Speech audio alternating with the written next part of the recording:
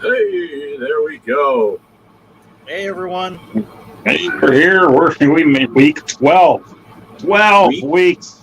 week 12. I don't know what that's all about. Well, week 12. We're 2 weeks without Greg out of the 12, so that's like bonus. So that's like I don't know. It's got to be worth something. So, how y'all doing? Good. What you drinking there? You drinking some scalding hot tea? It's 107 degrees there. Yeah. If it's out here much longer, it will be hot tea. No, it's the fancy McDonald's unsweet tea, iced tea. We got that on the ride home. But yeah, trying to keep cool. The next few days are going to be brutal again. But I was told by one of my coworkers that rumor has it, coming up here shortly, we're going to go into another cold spell where it's only going to be in the 101 to 103 range. Oh, nice. And then maybe even down into the 90s for the high for a while. That would be a nice break for us. But yeah, we're due for 107, 107, 108 the next 3 days. Wow. So I'm going to adjust Crazy. this up a little bit. So how about you, Mike? How are things going up there? Oh, it's high 80s up here right now. So I got the AC on both rooms. It's kind of hot, but tolerable. Not like where you're at. I remember driving through Texas. That's really hot down there. So yeah, nice and comfortable in here right now. Excellent. Sounds great. Yeah, the only thing I forgot to do is grab a beer. You got to remember that one of these yeah. weeks here. Yeah, I'll be right back. All right. So how are things going up there? Did you get a bunch of rain? I thought I saw something on the Weather Channel on TV was saying something about Pittsburgh was going to get a bunch of rain.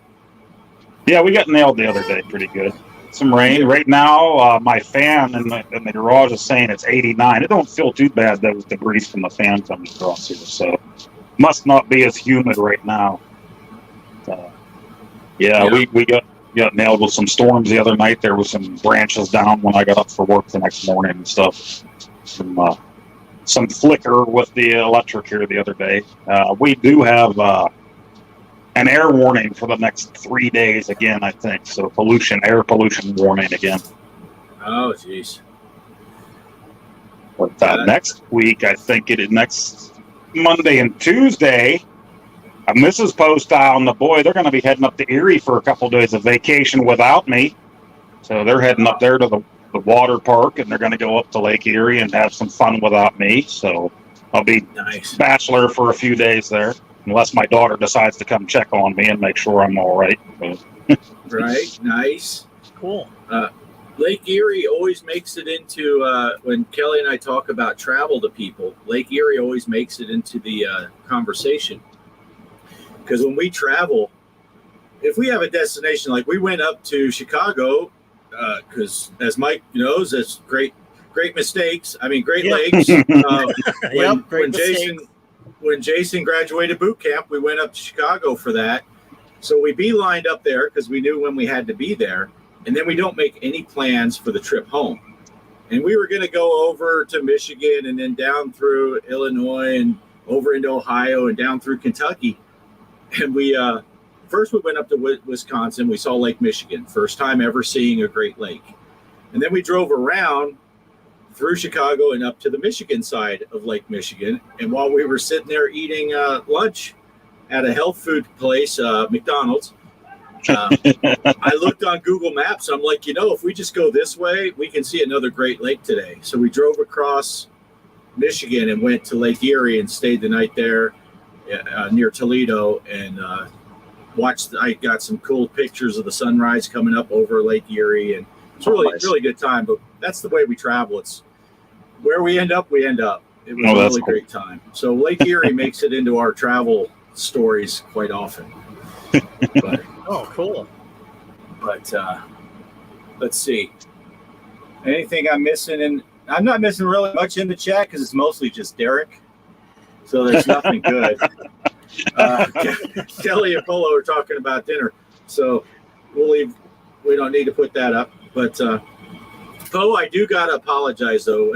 I want to do this at the beginning of the video because I feel really bad. I was watching your live stream today, and you were playing that what's it called? Rockin' off road, rockin' racing off-road DX or something. I had put out my video earlier in the day, and I made the game look easy. And then I watched you play, so I gotta apologize for setting you up for failure. Well, and that's always my problem with those games. You're supposed to let go of the accelerator more so than use a brake, and you never brake in those games, really. But yeah, I never want to let loose of the accelerator. I'm just like, I'm going to go, go, go. Well, that takes you right off the road and into the. Yeah. Well, the only time I hit the brake is when I thought it was a boost button. I saw the little brake light or whatever, a spark. I thought, oh, that's a boost. I'm like, oh no, that's the brake, you idiot. But yeah, but it does. Well, my very first race, I hit that button instead, and I threw it into reverse the very first race. So nice. But that game does. There's a cheat for all you people that are watching. That game you need to work that throttle because if you bonsai into the corners, they put jumps right before them, and you end up in the wall a mile high. You should be in the stands, but your lap times increase exponentially by letting off the gas and coasting the corner. But yeah, Kelly says, floor it, Poe. I did. I sucked. Till the end. I got the hang of it at the end. So yeah, it's a fun little game. It very much reminds me of that Ivan Ironman Stewart's off-road. Yeah. Just a little cleaner and a little less, blocky with the jumps, but right. It's a fun game. I was nervous that first race I did when you hit the gas, how slow they take off. I'm like, oh my gosh, is this going to be slow motion racing? What? Yeah. Yeah, I was watching you play that today, and I was like, oh man, this is like granny races here. I don't know if it's even worth the price of admission, but then it took off after that. I'm like, all right, this is all right. Yeah. Wait, I'll be curious. Are you going to record when you do the buggies? Or go live with it? I might go live with it. I'll probably end up putting it on one of these afternoons after. It's hard to say because lately after work I haven't felt like playing anything.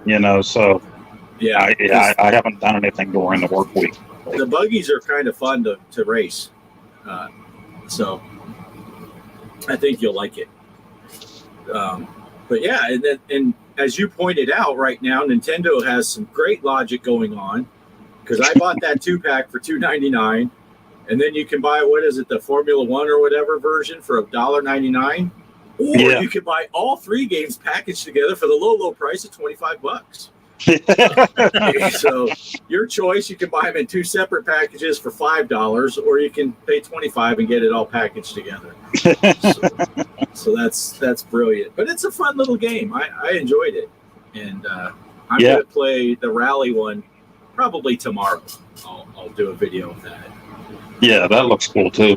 Yeah, but they're addictive little games. That I say at the beginning of my video, I'm just doing a quick little impromptu thing. An hour later, Kelly's in bed, and I'm like, I should probably quit. Yeah, it was funny because I was watching your video and watching you play it, and I'm looking at the little bar across the bottom of the screen of how much time's left in the video, and you're like, okay, this is the last race. And I'm like, well, wait a minute. There's only this much filled in red. You've got this much of the video left to go. He's lying to us here. There's something wrong with this picture here. Yeah, and I edited out like almost 20 minutes of extra races because, it was like 55 minutes long. Until I finished it. I think the finished product was 31 minutes because they do recycle tracks. So I started skipping around, and it was completely random. I didn't pick ones like, oh, I did good on this one. It was completely random. But I got screwed twice because I ended up going backward, or they bumped me onto the wrong road, and then it discounted the whole lap. I was a lap behind everybody. I'm like, what the crap? And, but it's a fun game. It's fun. It's definitely worth the $2.99 I played for both versions. Yeah. So I recommend that game. So have you played it before, Mike? No, not that one, but I seen the rock and roll racing that Poe was driving or playing on that game. Was that the Sega Genesis one that you were playing, Poe? I think that was the original arcade. It has all the versions on it. That was the Blizzard Arcade Collection, and you could choose the Genesis, the Super Nintendo, or the arcade one. So as you could see, like G. Parker was playing on the Pi. He was playing the Genesis version, which had the songs, but they were just like the music. Where the one I was playing were the actual songs. Oh, that's cool. Yeah. Which I was surprised when I last checked. I didn't get a copyright yet on it. So. Oh, that's good. I thought you were toast with the real music playing. Right. But yeah. That's awesome. Maybe because you were talking and kind of interrupting where it's trying to track the song. Maybe that helped. Could be. Yeah. And Derek's on the phone with YouTube right now. Yeah, YouTube. Right. Yeah. Get him. I'm pretty sure the only reason Derek's hanging around is for the My Little Pony backdrop that Greg left for us. That's why I have my pink cup with me. Okay, to be honest, I happen to have this. I didn't know Greg was going to be nice enough to have this background waiting for us. So. Yeah. Spooky Zombie Graveyard. How's everyone? Hi, how are you? Everyone in the chat. Doing good, doing good. But yeah, that game reminds me of RC Pro-Am for the NES. Yeah. So I played a lot of that when I was a kid. So that would be a game that would be up my alley. I definitely want to get it. I'd probably pick up the Sega Genesis version when I go looking for it. But yeah, I saw that. Like, I've seen that game before. I haven't rented it, but I've seen other people on YouTube play it. It really looked like that game from the NES. So yeah, it does look fun. Yeah, I remember that game. I remember that. Let's see, people are saying hey to Spooky Zombie. He's showing support in the chat. Chat. All right, what up? Oh, did you have something for tonight you wanted to talk about, or? Oh yeah, just something that happened to come across here in reading just by chance. And yesterday, Saturday, the 15th, was the 40th birthday of the Nintendo Famicom. So I put together just a small 10-minute video. We're allowed to do that little 10-minute video. And, for me, that's almost impossible. But I did it. 10 minutes. Nice.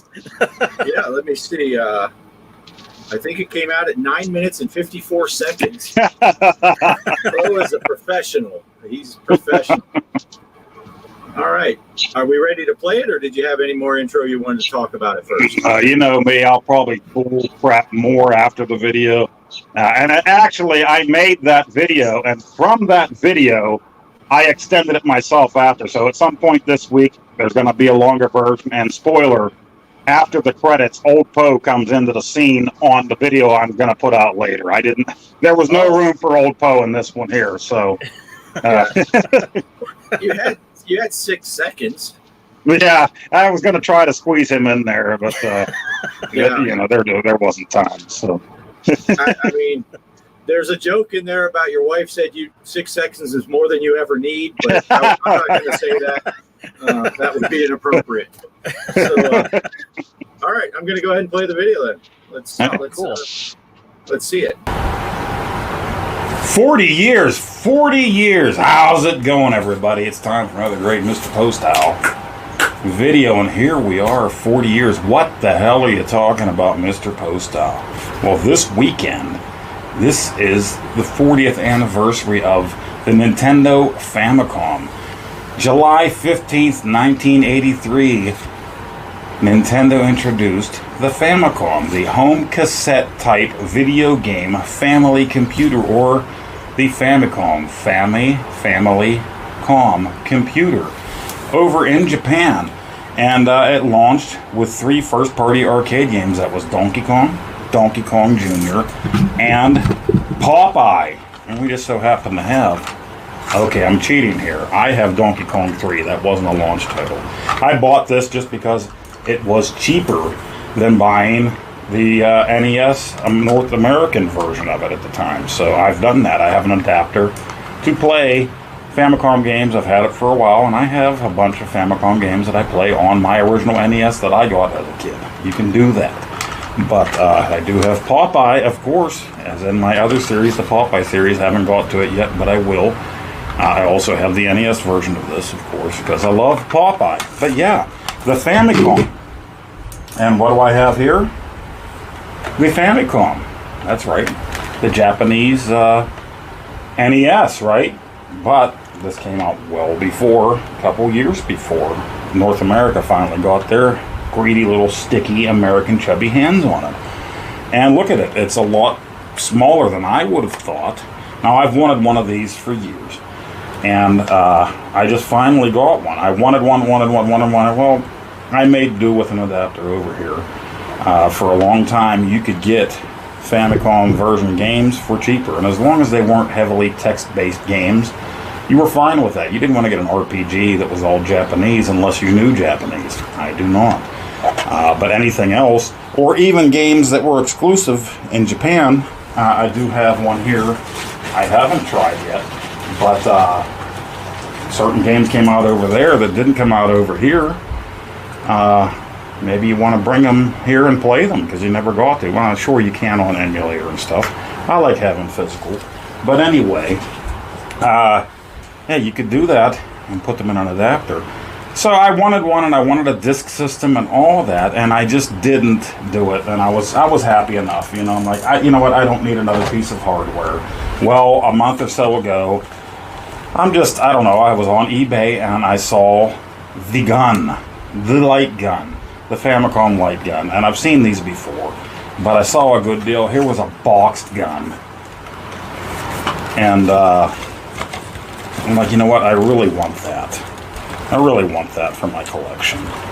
And this is it. This is what they got over in Japan. I know I'm getting off topic here, as always, but look at this baby. We should have got this, right?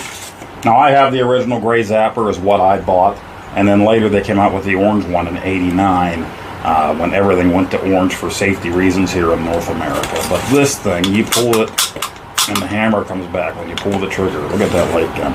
But look, that's not an NES end on there. You can't use this on your NES. Now, there was somebody at some point in time that made an adapter that you could plug this into your NES if you bought this. The guy no longer has them in stock.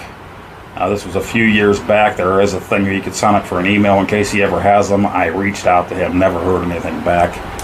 But I'm like, well, darn it. Unless I can figure out how to make my own cable, this is just a nice showpiece, right? So, I'm okay with that. I thought this was cool, so I planned on making a video about that. And at some point when I'm looking at it, then I just found a Famicom for a really great price. A really great price. And a lot of them turn yellow through time, and they look like garbage and whatnot. But this one was at a great price, and it's not that filthy. It's not that yellow. It's not that beige. But this is where the gun goes in, the data port, right there. That's what we're looking at. So it plugs right into there. So now I have this. Now the only other thing is these were RF only. I am going to do an AV mod, you know, just to get a nice cleaner picture. But here you have it. This is your Famicom. The controllers were built in. Beautiful controllers, but the wire on the side, that might be something to get used to. Love the red, the burgundy, maroon, whatever color you want to call it. Let's take a look here. 40-year-old system, but look, little dust cover here, and that is where your cartridge goes, right there. You take your Popeye, and just click it in there. Nice, firm grip. Top loader machine. But this came out in 1983 over there, and by the end of 1984, it was the best-selling console in Japan. By the end of 1984, that's how huge it hit. And we were having our game crash over here, North American game crash over here, nowhere else in the world. But then computers got big everywhere else. So, 83 over there, did not hit the U.S.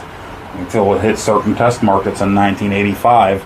I was not aware of the NES until fall of '86. When it finally hit our area, I found it completely by accident in our local Kmart, begged for it, and got it Christmas of '86. And I was one of the first people I knew in my area here in Western PA to have an NES. Again, different story for a different time, but these controllers were hardwired in on the Famicom, and the cords aren't that long, so you had to be pretty close. You had to have this pulled out to you. Now, the controller number 2 had a microphone built in, a little volume slider, and games like Legend of Zelda had characters that you could kill by shouting into the microphone. So that's different too. We didn't have that over here. Really cool. Really, really cool. And these things, now the NES was very successful, as we know over here. It brought console gaming back to the US and just blew everybody away, right? Until the Genesis came along, the NES had that stronghold over here like nobody else. And the NES was manufactured over here until 1995. So 85, really 86, think about it, until 95, a 10-year run for the NES. But listen to this, the Famicom, 1983 it came out. It was manufactured in Japan until 2003. 2003, so 20 years. That is crazy. The last Famicom was September 25th of 2003. So 40 years we have of this, 20 years since it was last manufactured. That is crazy. That is a console that's just nuts. And of course, Nintendo has been around a lot longer than that, 100 some years, with playing cards and different ventures that they've done, arcade game releases. And in the 70s they did the Duck Hunt light gun thing, you know, for arcades. Craziness. And I even have, years ago, my first 8-bit Do, I bought 8-bit Do controllers for my NES, wireless controllers, my SNES and my Sega Genesis. I bought the Famicom version, which is 4 buttons with shoulder buttons, but I mean, I just liked the color scheme so much because it looked like a Famicom controller, except you have 4 buttons and shoulder control. But it even looks like it here. So, thought that was very neat. And yeah, it was true to size. If you look at it, it fits right into that controller holder. So yeah, I thought it was really cool, and fits right in there. But 40 years, happy birthday to the Nintendo Famicom. Really something neat.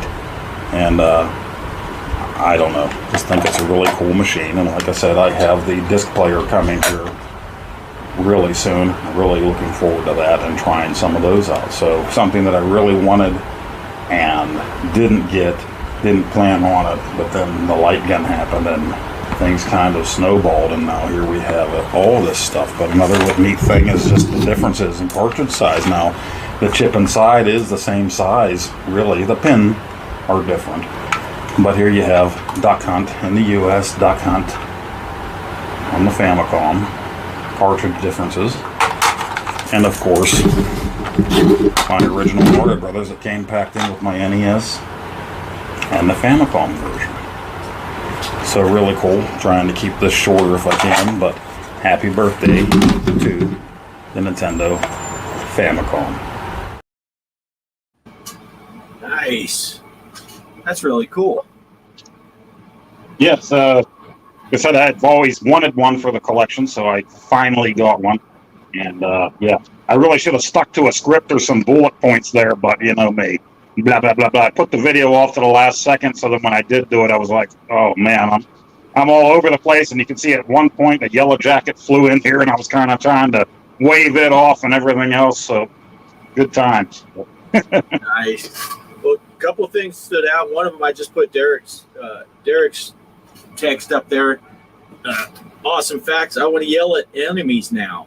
So it had a microphone. You could actually kill your enemies by yelling at the controller. Yeah, they had a microphone built in, which I do believe they're the first ones to ever do that. You know, Player 2 controller has a microphone built right in here, a volume slider in the thing, and they had those characters, which from different Zelda videos that I watched, it was still in the instruction manual in the U.S. instruction manual that's how you could kill. I can't remember what those enemies were called. Mike might remember. I can't remember what the enemies were called, but it said loud noises, I think, would kill them, and it made no sense to the kid gamers here in North America. I remember it was those cat-looking creatures with the big ears. Yep. Right. But yeah, if you had a Famicom, you could actually scream whatever you wanted. I mean, I think there's even videos of guys out there now screaming swear words and stuff just for fun to kill. Yeah, see, that was going to be my next question, a follow-up to that. Do you have to say the whole thing, or can you just mother, son of a? Is that good enough? Right, yeah, whatever you want to scream. Because if it comes to yelling out cuss words, I've been known when I'm not recording myself, I could kill a lot of enemies because I'm just usually. And I don't. Who the F invented this game? What is going on? Right.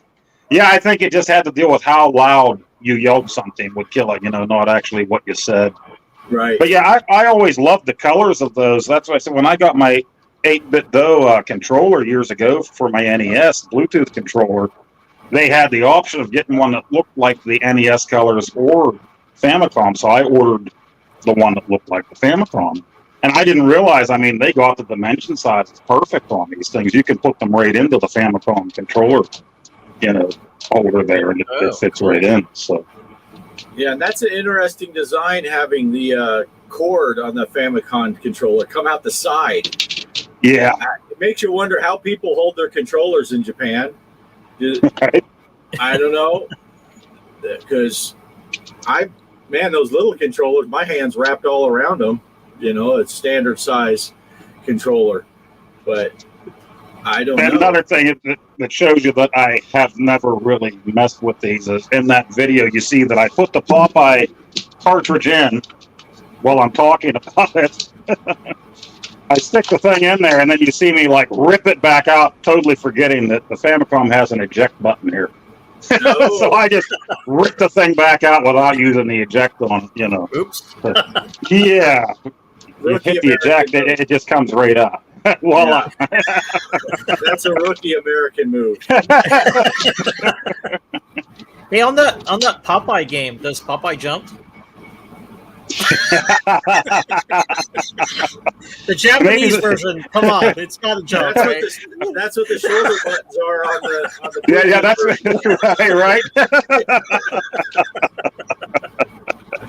Oh my goodness. Oh, Derek thinks that's funny.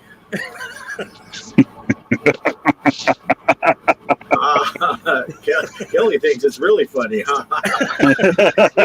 even Kelly facepalmed when he said, I said, just asked about the jumping. Oh, that's funny stuff. That's how you be famous forever, Derek. People will remember that comment. That'll be on his tombstone someday. Here lies Derek.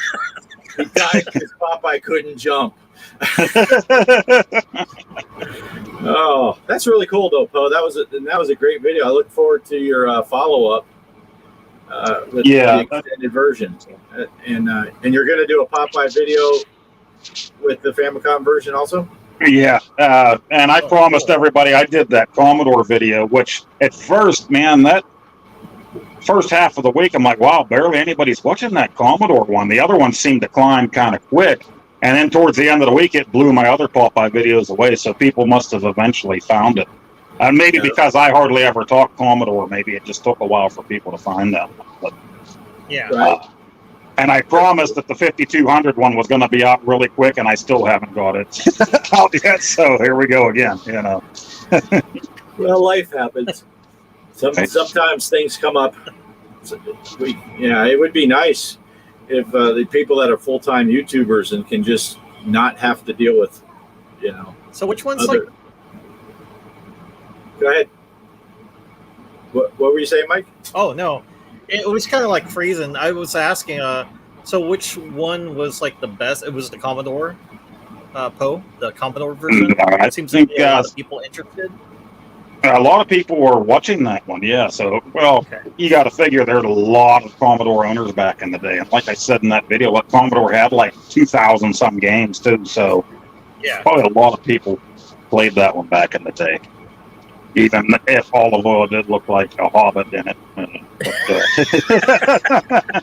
That's my favorite part on that. And what was it? Brutus looks like it's hurting someone. Sporting the do-rag. It was nice. Nice. Yeah. So that's awesome. I look forward to seeing more on the Famicom and how many more versions of Popeye do you have to put out? The 5200 one. As soon as I get that together, that'll be out. And then I have the NES one, and and I have the Famicom one, which is just the same exact thing, except the title screen is going to be in Japanese. And then I have the learning game, which teaches English, but it's Popeye Arcade, but it teaches English. So, and then the 7800 homebrew. Nice. Okay. I have 2 computer versions that I can't play because I don't have the computers to play that. So those are just part of the collection. So that'll be it. I'll be wrapping up, and then I'll do the arcade version off of my Pandora. So we'll wrap it up with the final one. So really, 3 or 4 actual gameplay ones that I'll do. Okay, so the Popeye series ends sometime in 2027. Yep, 2027, and then the Famicom stuff that I want to get around to. We're talking, I should be about 86 by the time I get done with all that stuff. You will be old Poe. You'll need a filter to become young Poe again. Yeah. The adventures of that idiot young Poe. Yeah. I don't know. There's kind of a cliffhanger. That extended version that comes out with old Poe. I don't like to give too much away, but like I said, he comes out at the very end. He finds the Famicom sitting there, and he also finds the revolver sitting there. And then the screen goes blank at the end of that, and then Nacho No Biting comes up. So you have to decide what happened at the end there. Nice. Nice. Yeah. That's our summer cliffhanger there. So what kind of end is on that gun? You said it didn't have the Nintendo. What type of end is it? What does it plug into? Yeah, this end here, I can't even remember how many. Let's see here.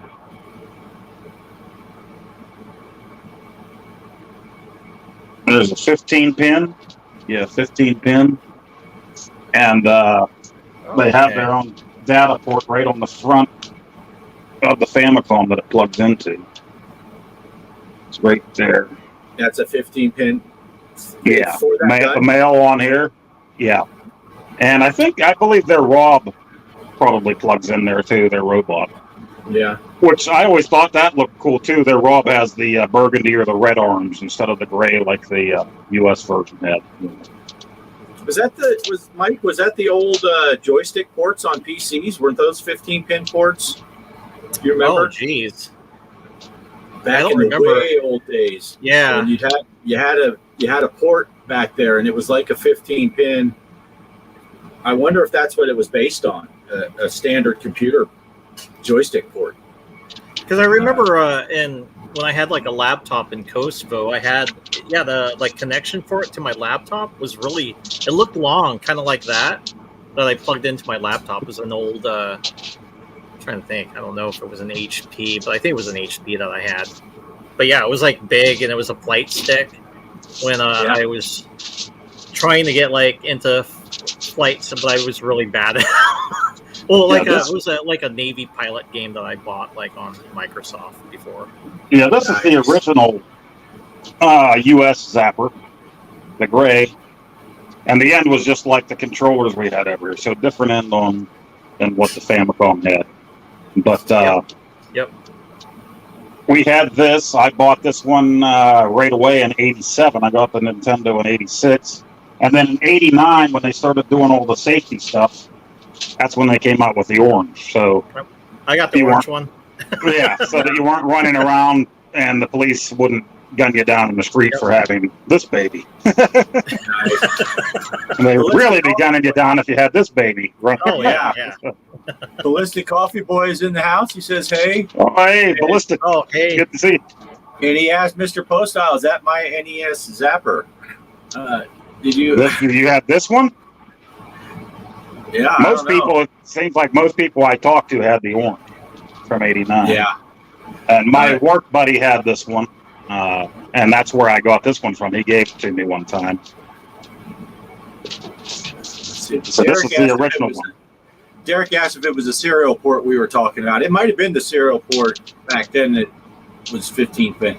Ballistic Coffee Boy says, you guys know if you turn the contrast all the way up in your TV, you never miss hitting a duck, no matter where you shoot. I never did that. I know, like some of my relatives, they'd actually go right towards the TV and just. It really bothered me. They clang on the screen, like, dude, what are you doing? And then shooting the duck, like, pang, pang.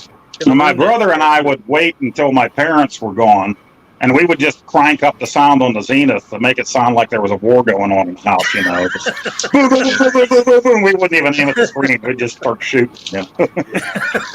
Ballistic had the gray one, he says, the original. The gray one, okay, yep. And, that's the best. Derek says, so the gray one looked like guns back then. Yeah, it's a little known fact, but that world famous picture of Billy the Kid where he was leaning on that rifle, that was photoshopped in. Originally, it was one of those, it looked just like the gray zapper. That's what real guns look like. Oh, you think about it. Up until like 1960. And I'm pretty sure Al Capone carried one too. Well, all the cap guns that we had, the revolvers and everything, you know, we didn't have the orange ends on until the end of the 80s. We were all running around with squirt guns and everything else that looked like real guns back in the day. Remember the laser tag guns? That's the one where the kid got shot. Yeah. But then it all, you know, our urban legend, it all went to everything. Somebody ran outside with a zapper, somebody ran outside with this or that, and the cops gunned them down, you know. It's like, so we're all imagining this 6-year-old running down the back street near our house, getting gunned down with a zapper in his hand. Oh my, you can't have that, you know. Meanwhile, Japan had this, you know, and this looked like, and when you pull the trigger, the hammer comes back on the thing, you know. This thing is awesome. And they even had a holster you could buy for this. Some of the Famicom commercials show it when they're playing Wild Gunman. That was part of the challenge, is to actually have this in the holster and then pull it up. Now, you know, I was going to order one of those, but, you know, I'm way too fat to be wearing that thing. The thing's from the from the 80s, so I think a 40-year-old holster is probably just going to rip apart as soon as I try to put it on my waist anyway. I still remember well the first time I got one of those cap guns. Remember that had the plastic ring and those caps were really loud? And then I had to pry that orange thing that they stuck out. I had to pry that out of the barrel. What is this? And, I remember those days. Let's see. Ballistic says, called the family back to room one Christmas, proceeded to blam, blam, blam anyone who went back. Turned the volume up, had a great time. Yeah. And we would take those caps out back and put them on a cinder block and just a rock. Yeah. Get all 8 to go at once. Kapow! Like, yeah. What's it? Derek had an awesome 007 non-orange tip gun metal. It was great. Yeah. Why are the old ones with the paper reel? The old cap guns. The 007 gun can't kill anybody. It just pisses people off when you shoot that thing. Yeah. The round in it that's used. Yeah, I would rather use a Walther PPQ. Yeah. But that's cool. It's a cool collectible, Derek, though. Yes. Ballistic has the Atari Zapper with his. Oh yeah. Yeah, I wanted to get one of those a few years ago too. I was going to buy one of those. They were pretty pricey. Now somebody just announced something. There's an adapter coming out. You can get on the waiting list for the 7800 to use your Sega Master System gun on the 7800, and to use Sega Master System and Genesis controllers on your 7800. And there's also a new adapter to play ROMs on your 7800. I just saw it today. You can get on the waiting list. So that's pretty cool. Something that I'm eyeing up. I know there was another adapter made similar to that to use controllers on the 7800 before, but this is a new company. So I'm looking forward to that. I think the adapter to play the 7,800 games is somewhere around $169 or something when it does become available. So, you know me, I already have things ordered that cost around that same price coming out this year. Everything's coming out at once, and it's one of those things, too, where it's like, if you don't buy it when it comes out, is there going to be another batch even made of these things? That's what really stinks about this stuff all coming out at once like this. Yeah. Right. Yeah. That kind of leads me into one thing that I was going to bring up, and I was going to throw Mike to what you were going to talk about, but since Poe said that, I'm going to take cuts because mine's really brief. Glenn's retro deck for the iArcade, and the big announcement, they had the video out this week and all that with the little box that Mystery Encoder is involved, and oh my gosh, what's the other guy? Well, who's the guy that's making the board? I just left my head. Yeah. I always remember Mystery Encoder. I don't ever remember the other guy. Yeah. So something console. Oh man, he's making the board. They got prototypes out. This board will let you, when it's done, it will let you back up your iArcade system. So if something happens, you can reinstall, reflash it back to stock. And it's looking like it does work with Glenn's retro deck, or whatever he's calling it, the Glenn's deck for the. You ordered one, right, Poe? You pre-ordered one. Yeah. And I think I'm going to have to pre-order one because Glenn said in that video he's going to take orders up through the end of this month, and then he's only going to make like 10% more than what his current order count is.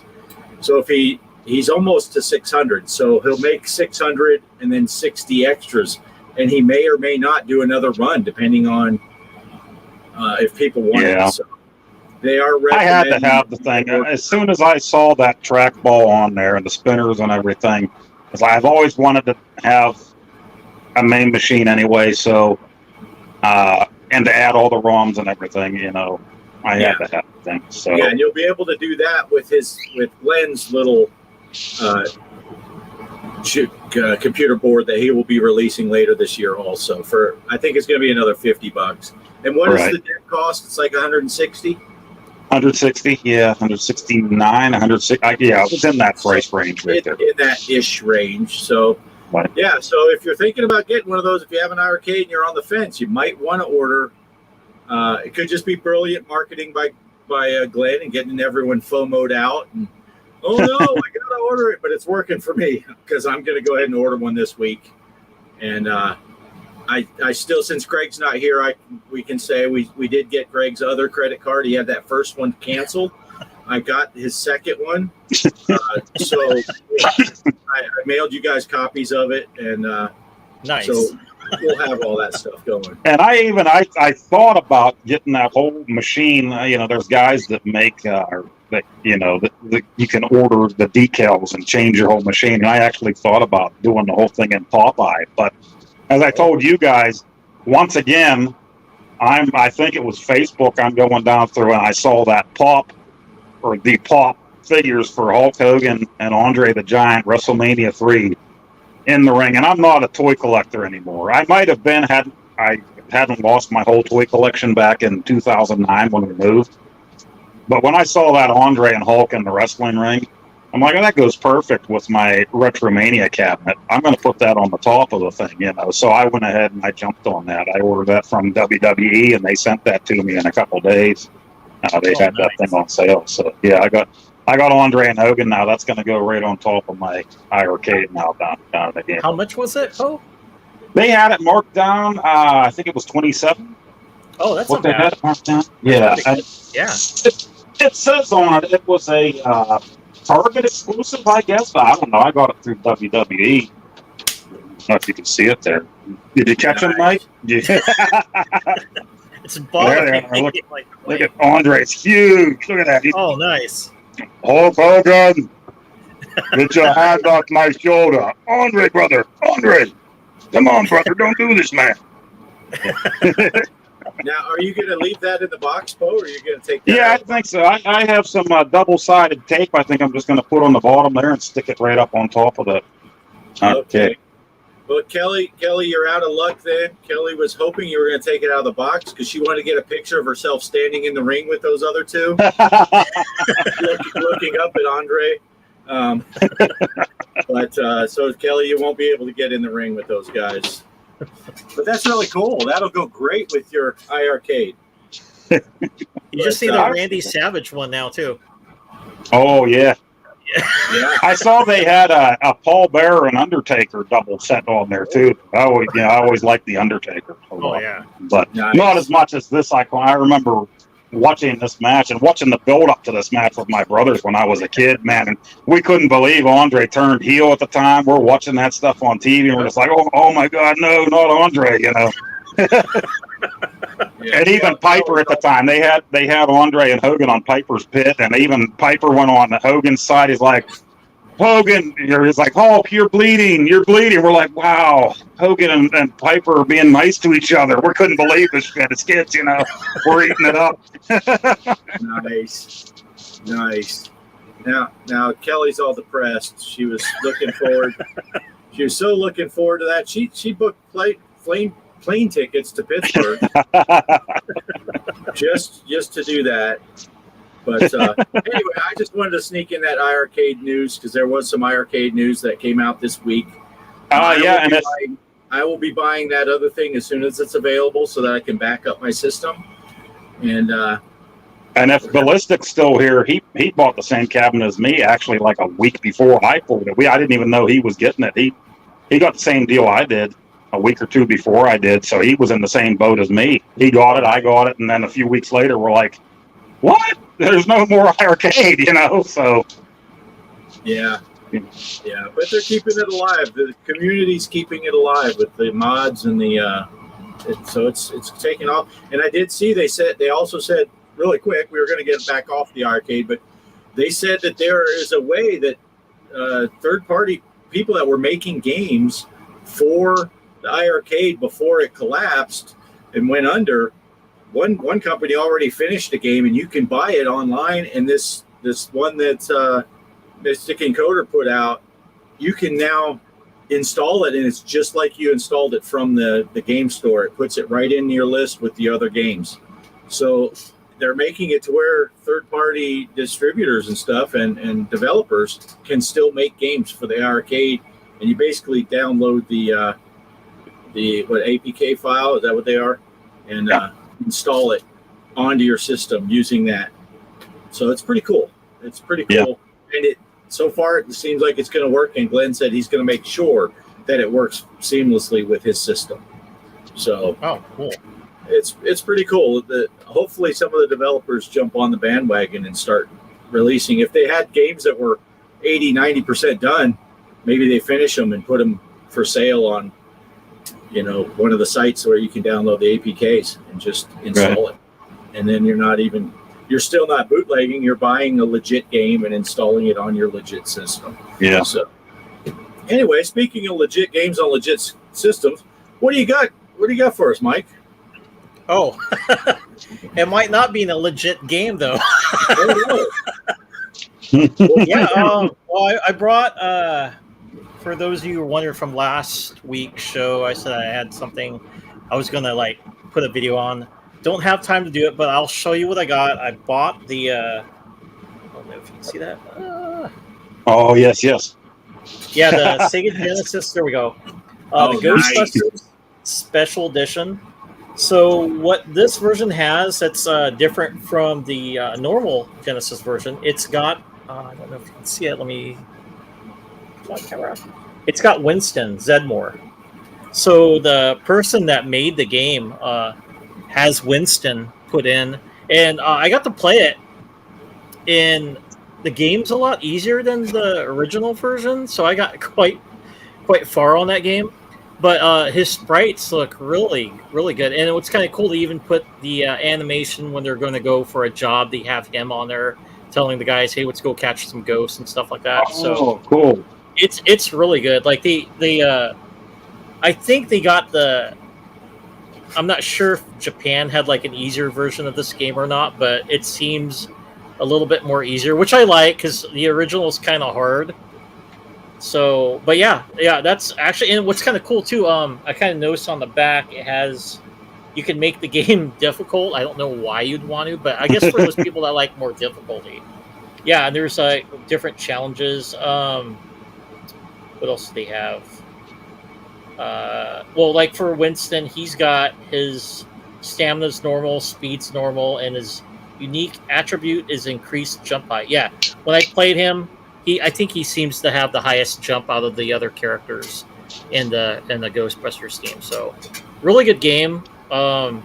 There's only, I think, 3 copies left on at eBay. So, if you're interested, you could probably find. I forgot what the guy's name is, but if you type up that title, I just Ghostbusters Special Edition for the Sega Genesis, it'll pop up.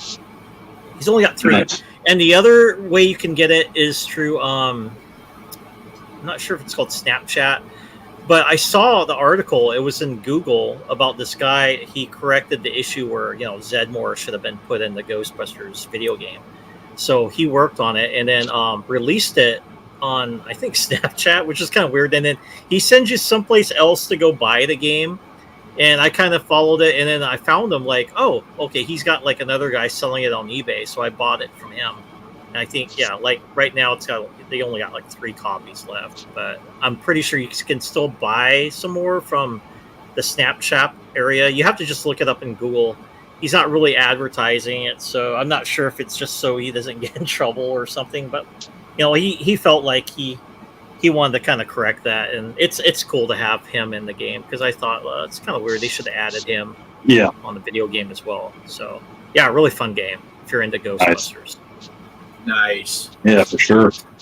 Yeah, I just got to interject my awesome producing skills on this when Greg's not here. If you all notice that I got Mike's screen bigger right when he took the game down. So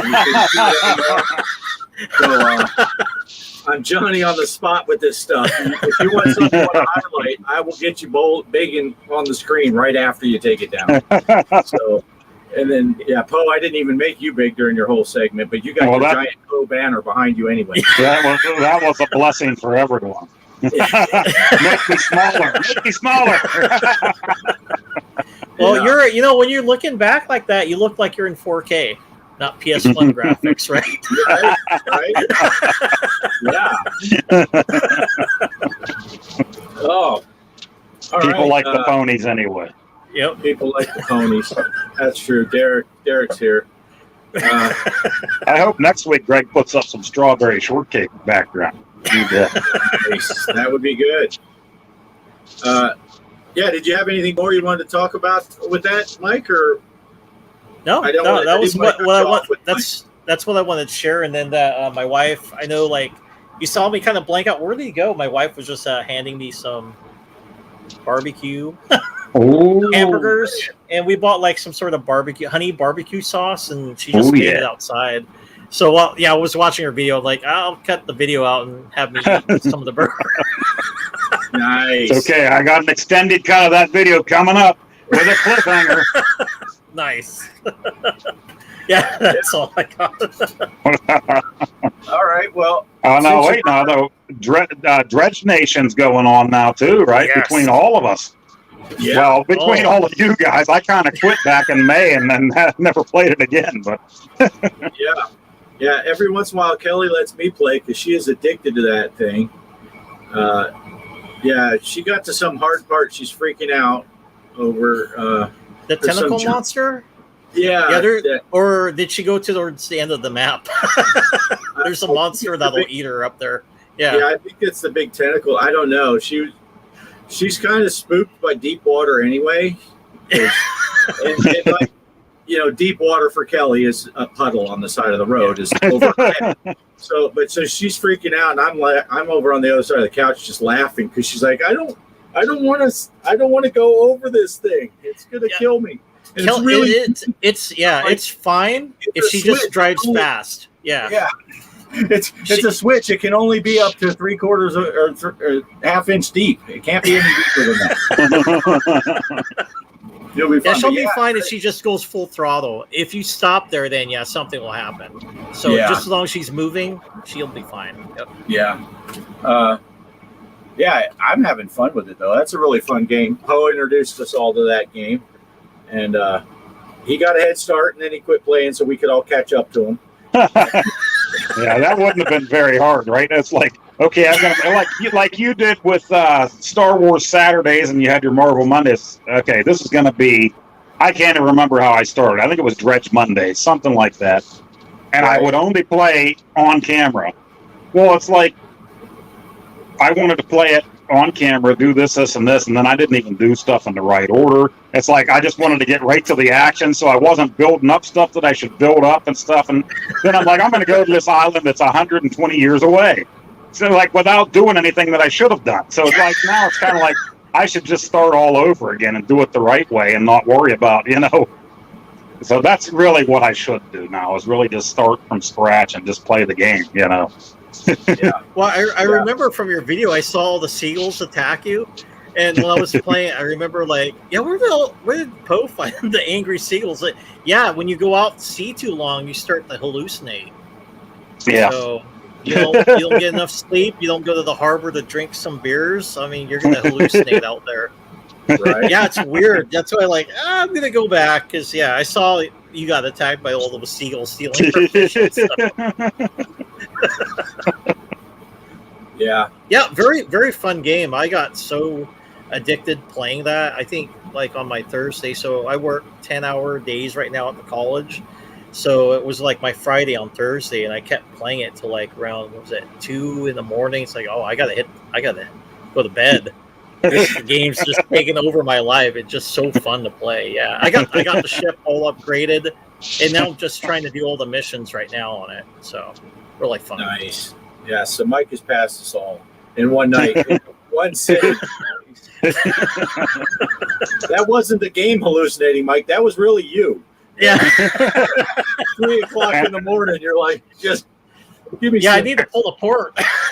Yeah. And they do have a roadmap for DLC coming up. I think like they're gonna have paint come out for your ship and stuff like that. Oh, cool. And what's then that one on the deluxe? It has like a black keys, like another mission. That's the one I think Ray got. I also bought that one as well. So it comes with extra stuff. Yeah. Yeah, there's supposed to be paid DLC coming out in the future too, I think. Nice. So Yeah, and they're on sale right now on the Switch. Are they on sale on other platforms or just the Switch right now? I know like on Steam it was on sale. I was gonna originally buy it on there, but when I was kind of like practicing playing on my PC, like I'd rather play it in my air-conditioned movie room, so I bought it for the PlayStation. So, but yeah, it's on Steam. I know it was like cheaper if you bought it there. Yeah. And I saw it on Switch as well. Just like, I play mostly on my PlayStation anyway, so might as well get it for that. Yeah, we're playing on the Switch, and it was on sale, which is why Poe told us about that. He's like, "Hey, it's on sale on the Switch." And Kelly was making dinner, and I'm like, "Hey, Poe said it's on." So she's like throwing the frying pan down. She's like, "Hold on." She went right over and bought it. And I said, "Is the food burning?" She says, "It's just yours. It's fine." That's good. But I could see her like playing, like trying to cook at the same time. Like, I got to get here and grab this and get that. It's so addicting, grabbing stuff from the ocean stuff. So, yeah, really fun game. yeah, let me see. I was on the wrong screen. I didn't know comments were coming in, so sorry. Kelly says it's a fun game, can play for an hour. It's true. Ballistic says nice with a thumbs up. At this point, I don't know what we said that was nice, but I'm sure pretty much everything. Kelly's on her last upgrade on her boat. I think I'm on my first. I don't know. That's the reason Derek said a movie room. Nice. Well, it's a movie/game room, Derek. Yeah. So nice. we kind of use it for dual purposes. Yeah. So we are at the 1 hour mark. Should we get to Greg's contribution to this show besides the My Little Pony background? It's not his hot dog video, is it? No, I'm turning it off if it's no dogs involved. So no, it's about the FX3 tournament. He does his tournament every week. So there should be a recap of what happened on this week's tournament. And I'm guessing he set up the new one. he quick threw this together before he decided to ditch us for his big excursion he's on. But so let's see what Greg's got to say. We'll be back in about 2 minutes and 51 seconds thereabout. Here we go. Okay, everybody, it's FX3 tournament time. I'm not on the show tonight, but the show must go on as far as the tournaments. So let's look at what happened on Archer Pinball this last week. Mr. Livewire, 1970, first place, 18,450,000. Followed by Tony's Jorgen, 10,602,639. And look at that third place. You can tell when the face is blacked out there that that's because that was played on the Switch. And look at that. That was held for a long time by Derek Pixeltorium. But it looks like G. Parker with the Switch came in at 5,924,000 versus Derek's 5,905,000. That's like 19,000 points difference. Wow. We finish up the scoreboard with Postile, Off Grid, and then G. Parker that I played on the cabinet that was just a startup game at 1,333,643. I never did get back to play it on the cabinet, so I just played on the Switch. So anyway, let's get down here and continue. And let's create another tournament. And let's decide what table we're going to use. Let's go with... I'm trying to find some stuff that's different.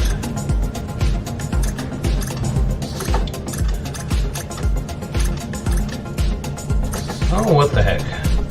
Let's do Marvel Thor. We'll pick that table. We'll pick 5 days. Permission, closed tournament, private.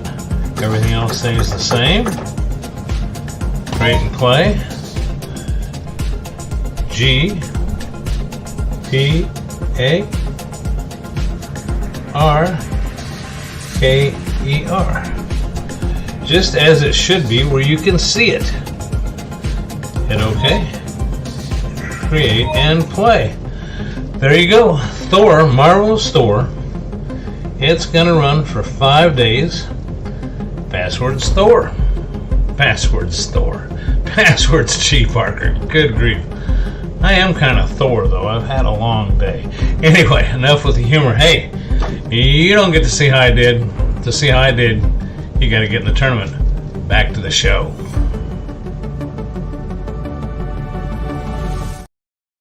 We can't do Marvel. You better get back and do another one. Yeah, Marvel's not available on the Switch, right? Right. Yeah, so Switch people, you're right out. I mean... sorry, Switch people. Yeah. Greg was confused anyway, thinking he was Thor. I'm surprised he didn't pick Fishtails. Might as well have after that Archer table. What'd you think of that Archer table? Oh, man. That's terrible. Because you weren't kidding about the women on that table, just the voices. Yeah, she's just rude and arrogant and just... There are words that I won't use to describe her that I did in private.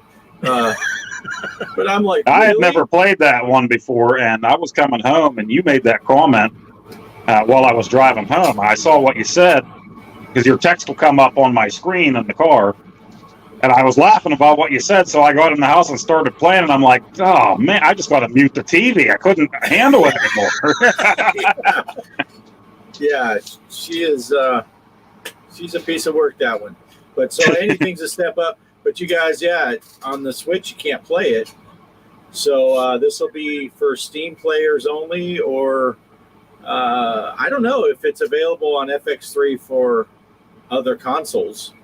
But I know it's not available on the Nintendo Switch.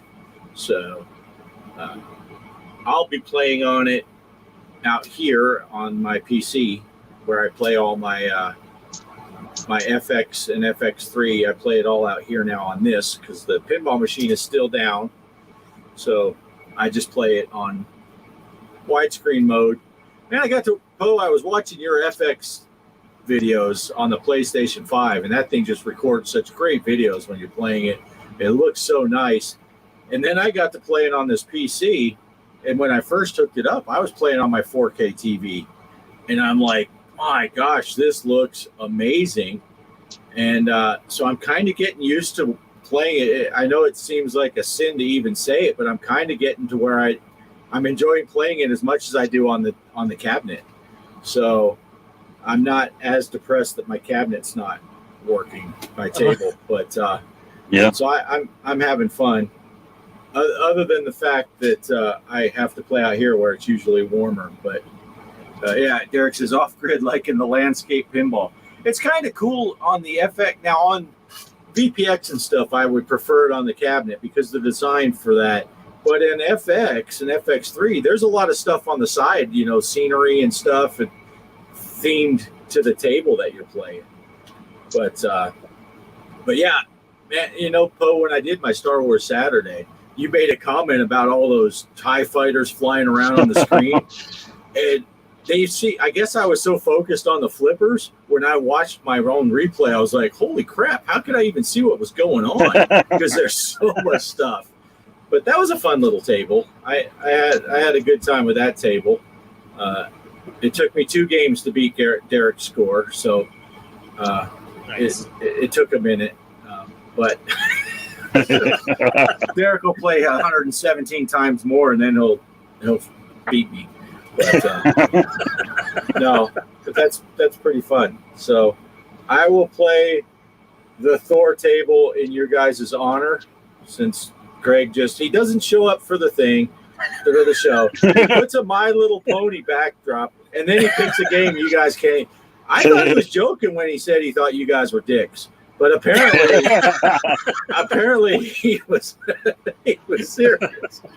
That's like, see, I'm such a nice guy that I don't share anywhere else except for right now. That when he was bragging about the Twilight Zone table the other day while I was at work, I went on there and made sure I kicked his butt, and I just shared it with you guys. You know, I didn't go on the Discord and go, ha ha, look at this screenshot. Oh, I'm doing it right now, but I mean, I didn't do it then. What? He beat my score? He didn't beat. Yeah, he didn't beat your score. Now I did, but you were playing Dredge, so. Yeah. I need to go back and play. I know that. Poe, you even beat Mike's score, right? Yeah, I don't know what happened. I must have been in the Twilight Zone at the time when it happened. Yeah, all of a sudden, everything started happening right, and I had multi-balls flying everywhere, and I'm like, what's going on here? Just keep at least one of these balls going. Come on. You know? Yeah, doesn't it seem a lot easier? I mean, it's still difficult, but it seems like the Switch version, well, to me anyways, it seems like it's a little bit more easier and forgiving than the PlayStation version. Yeah, I feel a little bit, and I guess that's one of the reasons they said they don't want them to be intermingled, so you can't join a tournament on the Switch if it was created for Steam or the others, because they say they're easier. But I think a lot of it depends on your skill level anyway, because some of those guys that are skilling 27 billion, I'm never going to beat them just because I'm on the Switch. But and then, Derek says different physics. That's what they're saying. There's different physics involved. But you know, I also go on the Pinball FX3 Reddit page, and which is where they talk about FX all the time. The Pinball FX on Reddit doesn't talk much about anything, but the FX3 talks. Yeah. And you'll see all the time where there was a big thread the other day. Someone has it on Steam and they have it on the Xbox. And they said, yeah, if I play on, I forget what they say. I think they were saying if they play it on the Xbox, he's like, yeah, I played it and I got, whatever, 104 million. Then I played it on Steam and I got 380 million. It's like, it's so much easier on this versus that. And I'm sure if you guys have it on PlayStation 5, and it's like if you played on Steam, you might be like, oh, one of these is much easier than the other. So I'm like, if they're all, the way I look at it, if you're playing in a tournament and you're that worried about it, everyone should be making sure they're on the same, not only the same console, but the actual same machine. You know, when you play in a tournament of real pinball, you don't play on the Elvira table that's down the road, 2 towns over, and I can play better on that one, so I'm going to count that score. You have to play on the same exact machine because machines play different. They all play different, and I'm sure there could be subtle differences between Poe, you, and Mike playing on PS5. There could be something that yours handles differently than Mike's does, and you're like, man, I can never get that shot. Mike's like, that shot's easy on my system. I can't get this other shot, So it's all for fun anyway. What do I care? I'm just as stoked when you guys beat my score. As long as it's not Derek, I'm happy to see my score go down. But yeah, it's kind of, I don't take this stuff that seriously though. I'm having fun, and I just like seeing your guys' scores. And if I'm above you guys, great. If you're above me, good job. But yeah. Oh yeah, now he's saying Derek's saying Greg played on the Switch. That's how I beat him. But Mike's doesn't drain a lot. He's just full of excuses, this guy. And clearly I've been happy a lot. I'm happy when I get beat. That last tournament, I was near the bottom. If it wasn't for Greg's pitiful performance on his hidden game that he doesn't let us see the score. And it's like, I wouldn't let people see that score either. But that's the only score I beat, so what am I talking about? But that's okay. That's okay. It's all for fun. It's all for fun.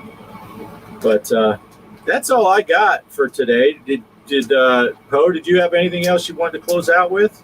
No, I think that was it. Happy birthday, Famicom. Happy birthday, Famicom. What about you, Mike? You got anything? I'm trying to think. Yeah, I have something. Yeah, I know I did my last video. I had like skits and stuff, and I was like, kind of thing. I talked to Poe about it, and I said, yeah, I'm thinking this is going to be stupid because who watches skits anymore? But what I got from the responses, I kind of looked at other people's responses on it. It's like, wow, it's been positive because I had my friend Jason. He was in the Air Force, helped me out, and he's like, dude, I love doing these kind of things. I did this back in the day when I was a kid. And so he was like happy to help me with the skits, and we just had a lot of fun. I'm like, well, yeah, this looks kind of amateurish, but I guess that'll work. And we uploaded it, and next thing you know, we had like a lot of people comment on the video, and they actually I did want to add that. Make sure you go watch Mike's latest video. It is freaking hilarious. But that came out Monday. I've watched it twice already, probably 2 3/4 time already, laughing my butt off each time I've watched it. So. It's an awesome video, and I like it. I like the skits. Kelly said she liked it, very fun. Oh, nice. Yeah, the Navy skit especially, because that's kind of the true thing that happens on submarines. I mean, maybe not the 2 people that show up kind of wonder what they're doing, but yeah, I was kind of like, I'll put some military jokes in it, and it seems to get it was like funny to me, and I was kind of hoping it'd be funny for everybody else watching it, but yeah, seems to be pretty good. So I'm thinking for when I do my next one, it's going to be kind of like that. So yeah, can't wait. And I'll be uploading a dredge too, because I want to do that. You guys did it, so I'll be doing a dredge video as well. So I'm kind of working on that. Yep. Excellent. I just think it's so nice, Mike, that you have actual friends to help you make your videos. Because one time I did a little sketch video where I did this thing. It was Star Wars based, where I was playing Anakin and Padme, and if you're not with me, you're my enemy. I don't know if you guys saw that, or but I had to play all the parts because I don't have any friends. I had to make up family members for my show, and he gets more views than I do. He was originally supposed to be me, and now he's become somebody. I don't even know what he is anymore, but he's more popular than I am. So, right? Yeah, you just never know. But and also Poe. Sorry, I forgot about you. Yeah, also Poe helped out with a skit too. So I didn't want to say anything. He was kind of my special guest on the show. So yeah, he was on there. Yeah, that was pretty funny. I was not expecting to see Poe. Yeah, and I flew out on my flight stem. was it Greg drove you there on this Cessna? Now, see, Kelly was a little upset because when Poe came on the screen, she said, "Why didn't Mike let us know Poe was going to be on? We wouldn't have watched this while we're trying to eat dinner." But yeah. Oh, Derek wants to see my Star Wars video. That was a long time ago, and that was kind of a little inside joke video that was done, and I don't think I even have it anymore. It was just a little funny thing, but yeah. It was hot. Filters. Yeah. Well, yeah. Speaking of which, you and Greg helped me on the Star Wars Super Nintendo games. You were stormtroopers in my video. We were stormtroopers. Yep. Yeah, talking about how hard it was to shoot and aim and get. I remember that. Yeah. Yep. Yeah. That was good times. That was good time. Yeah, Kelly remembers some of that old stuff. Oh yeah. But all right. Yeah. Anything else, guys? I don't really have any closing thoughts, any parting things. I'm not really working on anything special. I started doing those truck stems. I started doing that just for the heck of it, and like always, those are getting my most views of any videos that I'm putting out right now. So I didn't want to turn my channel into a simulation channel, but people seem to like watching them. But I love playing the game, so. I saw, like, when I was looking at that game through Steam, it's got not mostly positive, but, like, overwhelmingly positive reviews. So it puts it in that category where it's, like, a must-buy if you're into simulation. And also Dredge, when I looked up its ratings, it was, like, overly positive. Not like, mostly positive, because overly is, like, I think the highest you can get on there. But, like, wow, that's a really popular game that people like to play. Dredge is funny because when it came out, I really wasn't looking for that. I was like, I just started doing my live stuff on my channel, and I'm like, what could I get that I could just like talk and play while I'm playing? I'm like, well, fishing's kind of boring, but at the same time, my buddy and I, there was nothing else at the rental store in the Super Nintendo days or Nintendo days. Sometimes we would just rent like Black Bass or whatever, one of those games. And even though it was a one-player game, we would sit there and watch each other play it or take turns and just talk, I'm like, maybe there's a fishing game for the PS5 or something that I could get. And I found that there was like a horror type of fishing game. I'm like, what is this thing? So then I bought it, and I let Greg know about it first. I'm like, he likes to play Switch games. It's out for the Switch. This might be something he likes. And so I sent him this message about this game, and he's just like, ding, thumbs up. Yeah, go get him, buddy. I'm like, okay, you jerk, whatever. Yeah. I kind of think Dredge is like a little sleeper game that no one knows about it. I don't know why, because it takes you about 7 seconds into the game and you're already kind of hooked. You pull out of that, the first time you pull your boat away from the dock and you can see the bubbles where you can go fishing, and you're like, let's go, let's do this. And then you're like, oh, wait, I can upgrade my boat and I can do this. And wait, now I'm out at nighttime, and holy shit, I can't see anything. There's something. And you're like, I got to get back, and I don't know where I'm going. I can't see anything. It's just such a fun game that you would think that it would be more popular, because until you did that video, Bo, I'd never heard of it. Yeah. And singer. And I'm not going to say I have my finger on the pulse of gaming and know everything about games and stuff, but never even heard of it, and it's such a good game. I downloaded a game today, and I'm not sure how great this game is, but I had never heard of it, and you guys might have. I was looking up that rock and roll racing or whatever today, and I see this game called Rock of Ages 3.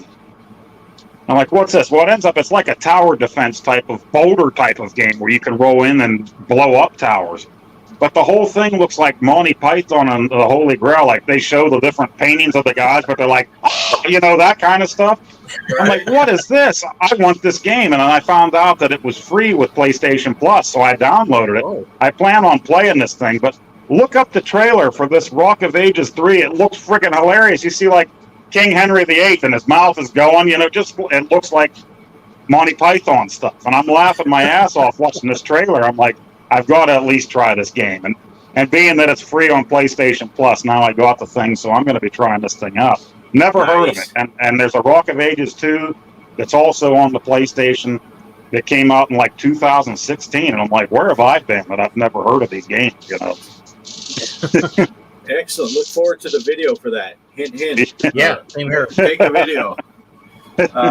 Let's see. Derek said a couple things I should probably acknowledge before we go. He asked about my link cable charging with my when I plugged my Quest in.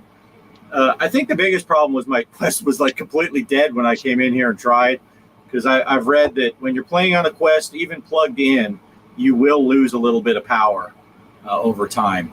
But you could play a long time. But so I keep it fully charged. I have a powered USB hub that's USB 3.0, so it passes through the data. So I am good to go. I can do really long drives or really long flights in VR right now. Rock and Roll Racing, where because your truck simulator video offered, that's why I got the game.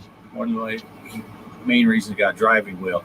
Yeah, that truck simulator, it is a fun game. And if you like driving, and it's funny because you have these missions, but it's kind of relaxing. You're just cruising around. Driving in VR is cool. I think it's a lot like the flight sim stuff where you're flying general aviation. It's fine. You start getting in a fighter jet, you got to worry about. I'm worried about playing like a racing game where things are moving faster, especially if it's a Mario Kart or something where a lot of stuff happens. That might make me sick. But this truck driving game in VR, it's just awesome. You know, to be able to look in your mirror and see what's behind you instead of having to pan over. So that's kind of cool. Oh, he was doing voice to text. Some of that stuff, it was you, Poe.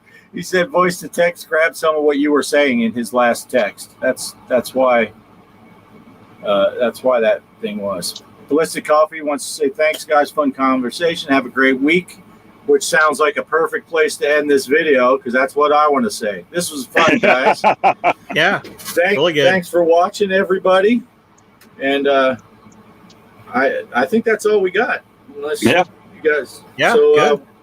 Same bat time, same bat channel. We'll see you next week. Probably Greg will be here. And maybe we'll have a different strawberry shortcake background or something. Yes. So thanks for watching, everyone. We will catch you next week. Later. Bye. Stretch Armstrong is waving. We don't want to wait till he gets to the fifth appendage. That part don't stretch.